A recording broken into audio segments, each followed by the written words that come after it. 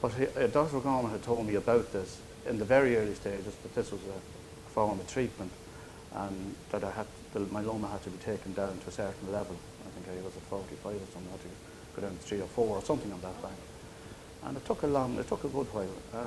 And then when it came to getting them out, I remember being in the ward and thinking to myself, there was a couple of boys in it with this myeloma, you know. And one of them was dying. He was after being told he had a week to live. And I felt shocking sorry for him. And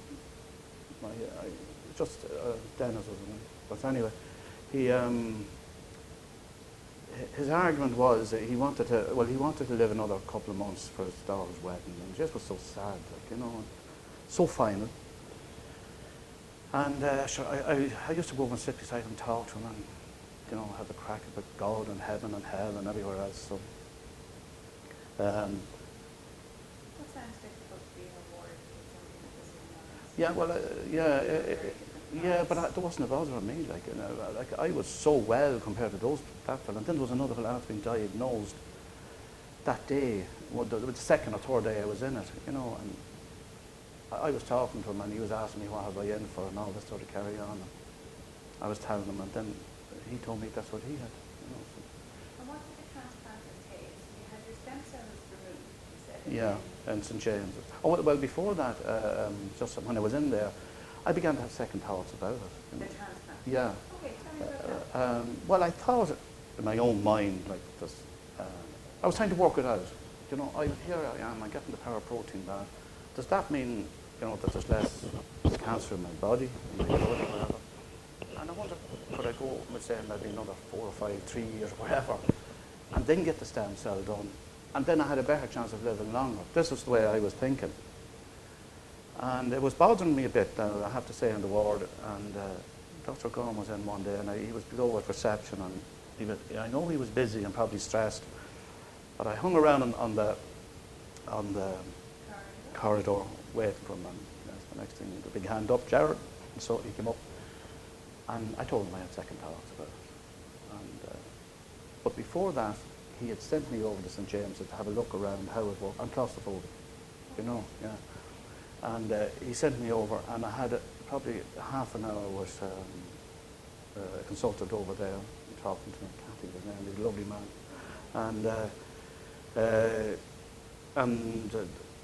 And the girl who was in charge. And I didn't really know that Dr. Gorman actually sent me over for the second opinion to make sure, because he knew I had doubts and he wanted to, and he explained that to me then, you know. So once he done that, I just followed through. And I'm a total believer in him now, I have to say. He's a fine man.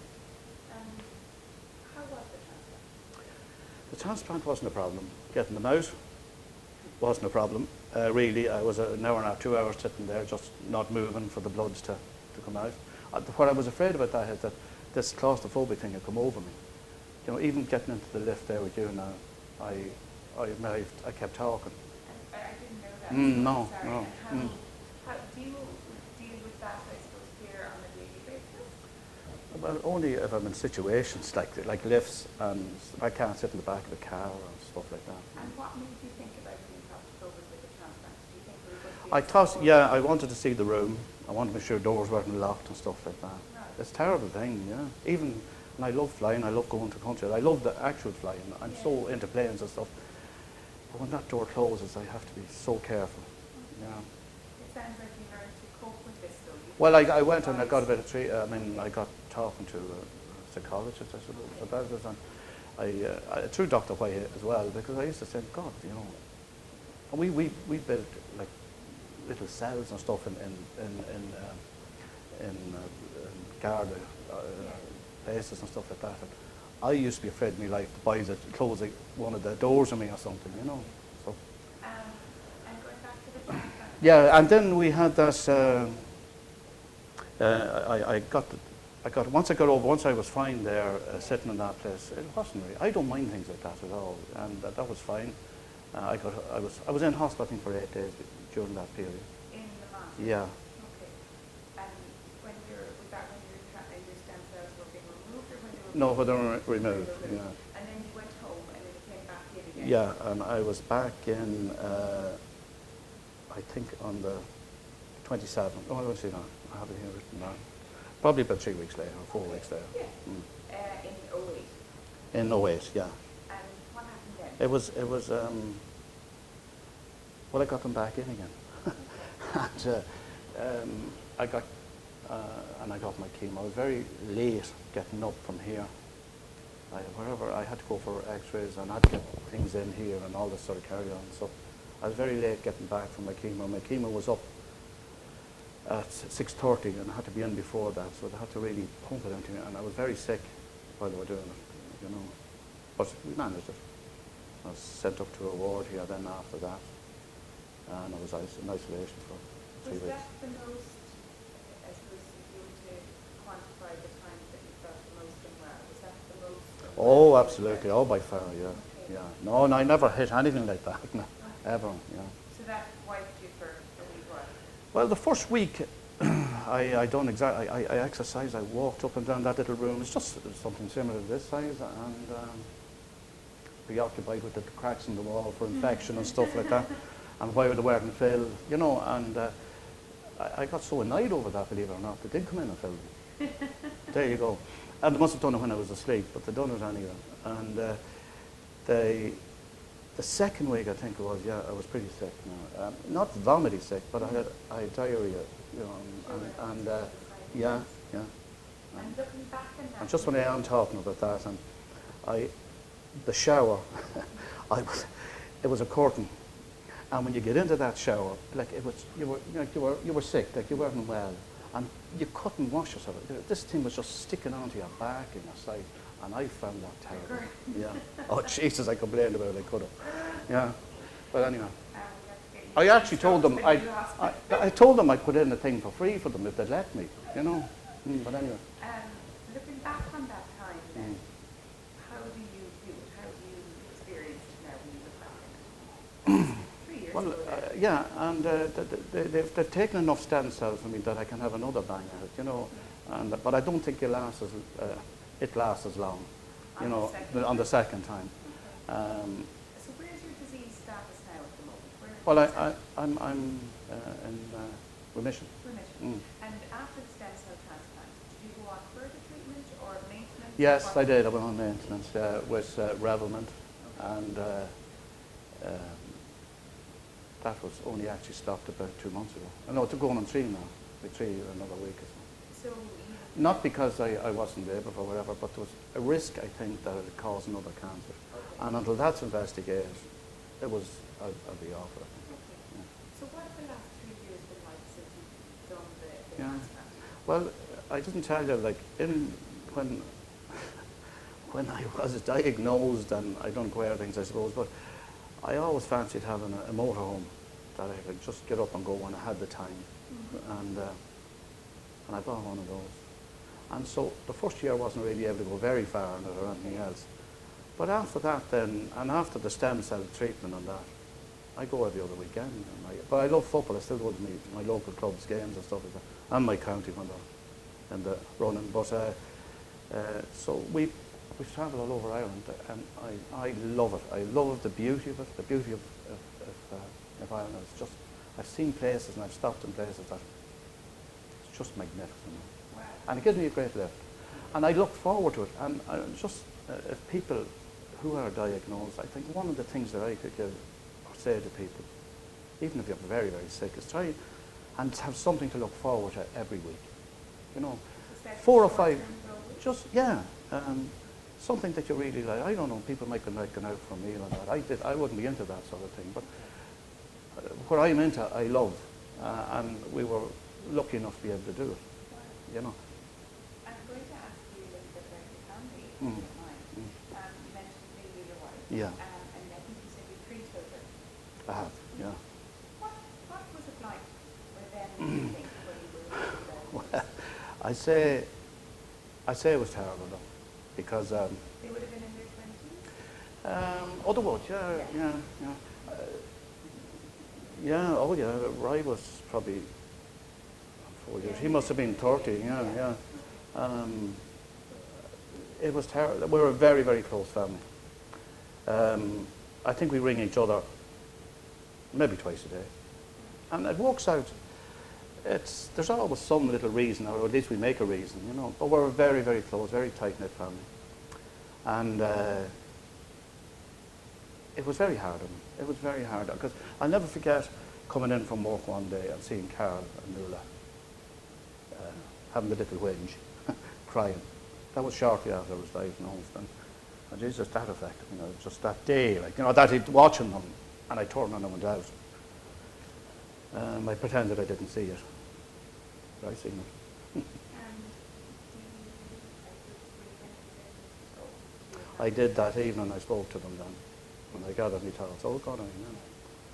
And I said, like, I tried to explain, like I'm doing my best to live now and that, and we don't want any of this out whinging around me. And they're brilliant the way they were, you know, encouraging me. And I know people get up and down, and they do get down, and you know, maybe something happened that day that caused it to go down. There's so many things going on in our house and office and everything else that you'd never know, like, you know.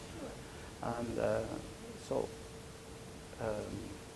but other very strong people, very strong people. And now it's, I suppose, I think you mentioned earlier that you don't really even think about it, you know, that well, yeah, I do. I don't really think about it. I do think about it. Like, and people say it to me, "How are you, Jerry?" and whatever. So you do think about it at that stage, you know. And sometimes I might even ask, and I try to talk as best I can. I never ever refuse to talk about to anybody, you know. And I didn't pretend from the day I was diagnosed that I didn't have cancer. Why is that? I think because I've met people who pretended and then they died, and I think they missed out on. And if you anybody in your own family, say your parents' generation that would have had cancer that wasn't spoken about? Well, I had an aunt that died now, and until a couple of days before she died, she pretended she didn't have it, you know, yeah. And I thought that was a bit, you know, anyway, she done it. So you're very different to that? Oh, yeah. No, I'm very open. People would say that. Maybe I say too much. Like, I'm very open, and I have nothing to hide about anything that well, maybe I have, but I don't. I talk about whatever happens during the day, or whatever happens to me, or if I didn't feel just that great, I might say it, and, you know. And yeah. what has, I suppose, helped you during the last 4 years since you've been diagnosed? What have you done? Well, I suppose the treatment. Like, I mean, I have never felt as well, really, and since I was off that Revlimid, which is 2 months. It was only 10 milligram, but it would have an effect on you, you know. Okay. Yeah, and my memory is coming back, which is brilliant. Okay. So your memory would have been... Yeah, all my memory, yeah.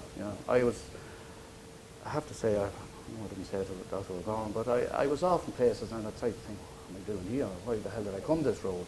You know. And so today you feel very, very well?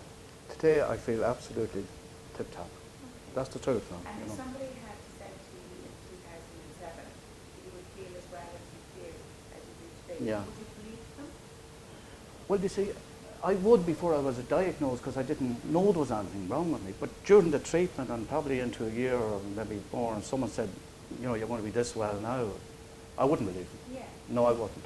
No. I suppose, what lessons are to be learned now? Well, the first thing is you have to do what you're told, I suppose. That's the main thing. You have to do what the doctors tell you. And I'm blessed that I have, I keep mentioning his name, but I'm blessed that I have him anyway. That I have someone like that. I'm blessed with my GP as well, who was a hound. He just keeps after me, you know. Is community care in relation to myeloma very important, do you think, to have that relationship? Well, you see, I went with all to know Nuala's meetings and everything else when she had it, and you know, and I thought there was a time to break away from it as well. You know, I think when you're fairly well, I think, you know, maybe, I suppose it depends how you think. I thought at a later stage, when we'd done all the meetings and spoke to them and everything else, that I thought she should stop it. You know, that she'd done her bit and she contributed and she'd done everything else, and try and get on with your life then, away from the thing. But no, she keeps hammering away there, and but I think I'd be slightly different. Anyway, we have the support meeting on Monday, and please God will be there. So, for some people do need, I suppose, more formalised support. Other people get it from their families. Other people, I suppose, it would be their worst nightmare to speak to somebody about it. Yeah. from a therapeutic point of view. Where do you kind of rest in that? Well, I have to say, well, first of all, I hate hospitals like the devil hates holy water. You know, I really don't like them at all. I go because they're there and I have to do them. I hate the thoughts of it. Sure. You know, and even, you know, I was thinking about this, you know, but sure, I said, I'm going up, it's nothing got to do with your health at all, this is just a little chat or whatever. But I don't particularly like hospitals. Not that I had a bad experience or anything like that. It's just, I like to be doing what I want to do, you know. This is sort of, you have to do it because, of course you have to get well. Now, what the question was that, did you... So I wondered in relation to support, you seem a very get up and go individual. Well, this, I had support, you see, from my family That the whole makes it- time. Yeah, yeah, that was 24 hours a that's day. Yeah, that yeah, worked for you. absolutely. Yeah. And when you look back over, I suppose, from your diagnosis to now, is there anything that we as a team have Yeah. perhaps missed for you, or things could be different for you that would have made this journey so far perhaps easier? Yeah. Outside of the curtain rails. Yeah, no. Well, I know that's going ahead now. Yeah, So you have sure. the beds up here when they're finished, and that would be fantastic now for whatever sickness people have. And I think, like, I think it's important when you are in hospital. I really do. I believe this from my, you know, that the patient is as comfortable and as you can keep them.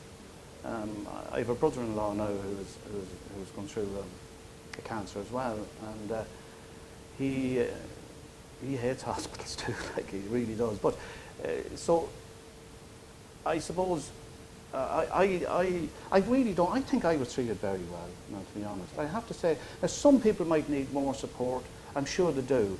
I had it 24 hours a day from my family. Now, if you didn't have a family, it could be a lonely, hard life. Like, I mean, it could be a terrible thing to go through.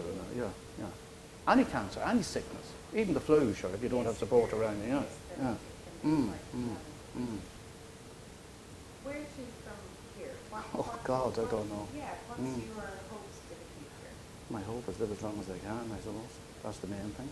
Does it ever, I suppose, does it ever bring you, do you ever get anxious about that when you say that, live as long as you can? Yeah. Let's see, now to think about that, do I get anxious about it? Sometimes when I walk, or if I'm strolling around the west of Ireland somewhere and see the beauty of it, down on West Cork, those are places I love. I think it's hateful to leave this behind me. That was another thing I thought about when I came home now.